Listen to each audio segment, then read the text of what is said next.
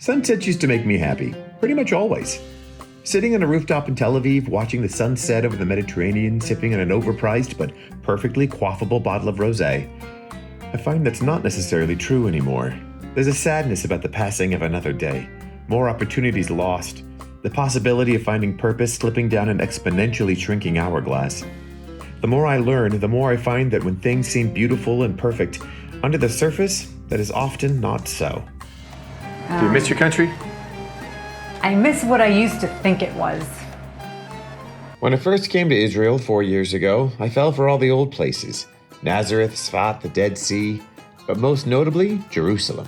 There's no denying its beauty. Almost the entire city is built from or faced with Jerusalem stone, a local limestone quarried from surrounding hills in Palestine's Central Highlands, giving the entire city a mystical golden hue. But on this trip, wandering through the daytime, I was reminded that not all that glitters is gold. The entire area was called Palestine before it was called Israel. For 400 years, it was ruled by the Ottoman Empire, both Jews and Arabs being Ottoman subjects until the British took control after World War I. And we were persecuted everywhere. We were kicked out of Europe and European countries many, many times. Not just by the Germans in World War II, but after World War II, when there were so many refugees and people and Jews trying to flee to go to other countries, the other countries were like, nah, we don't have the space. We can't take you in. We had nowhere to go. While mass immigration by refugees was illegal, one of the things that the Jews made use of was an ancient Ottoman law stating that if you had a wall and a tower, the land was yours. As a child, I love that story. It's fantastic. They snuck in under cover of darkness and they ran and they built things quickly and then suddenly, poof, they have a place. They can't kick them out, even though they came in illegally, and technically the Brits not only could kick them out, they could kill them. And the UN declared that Israel was going to be a state and Palestine would be a state. The Israelis were like, yay, let's do this. And the Palestinians were like, no, this is our land. You guys need to leave.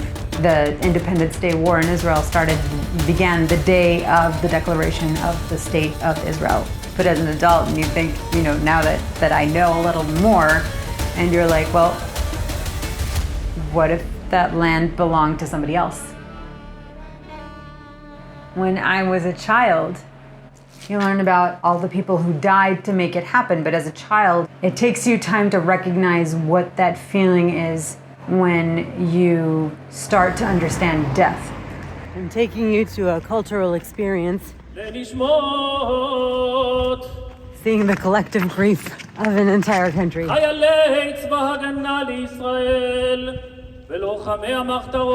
you were lucky enough to retain all of your family members, you absolutely know someone else who hasn't. It's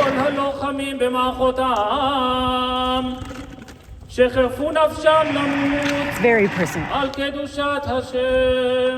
And when we say people gave their lives for our safety, we mean it. Yeah, I might dissolve into a mess of tears. You don't know yet.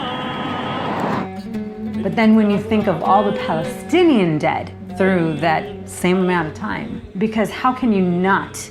I didn't as a child, because, I was taught about our side. Irony died many times over in the way that we treat the Palestinians when we go around and talk about how Germany and the world treated us during the Holocaust. They grieve just like we do. There's an alternative memorial service that happens on Memorial Day every year that's both for Jews and Arabs. These are families who lost their loved ones, and they have that ceremony together. They mark that day together. It is the most controversial thing that happens every Memorial Day in Israel, because there are Israelis who absolutely don't agree with that. Because again, it's like, we're always right. We're always right. We're always strong. They're always wrong. And they should die. There's a whole chunk missing. How can you be human and say something like that? How can you be human and think something like that? And I feel betrayed. There's still a part of me that loves my country very deeply because there is beauty in it. What gives you hope? Talking to people who understand and work towards a better conversation, work towards listening and not just talking. I feel like I didn't help at all. Because we've been trying to find like a positive end to things, and I keep talking about the bad shit.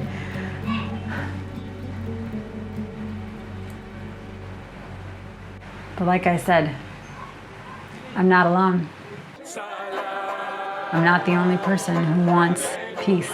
I'm not the only person who wants to stop flexing the Israeli military strength. A lot of people who feel like we need to stop this magic cycle of destruction, of mutual destruction. There are a lot of people like me. It's not easy to move away from home, but perhaps it's even harder to come back. Life away changes you, creates a divide between who you are and who you once were. And when you follow the pull to return, you often find it's not the place you remembered. Or more appropriately, you are not the person you were when you left. Maya Angelou once said, "Do the best you can until you know better. Then when you know better, do better." Does Israel have its problems? Certainly. But it also has overwhelming hope, strength, and beauty that goes beyond landscape, food, and culture. It comes from courage of a people to thrive even when communities around the world have cast us out time and again and proclaimed that we deserve to be here. We deserve to exist and to fiercely protect that which we love. And before you start casting stones, take a deeper look into what you don't know. Try and walk a bit in someone else's shoes. You may find more similarities than you'd expected.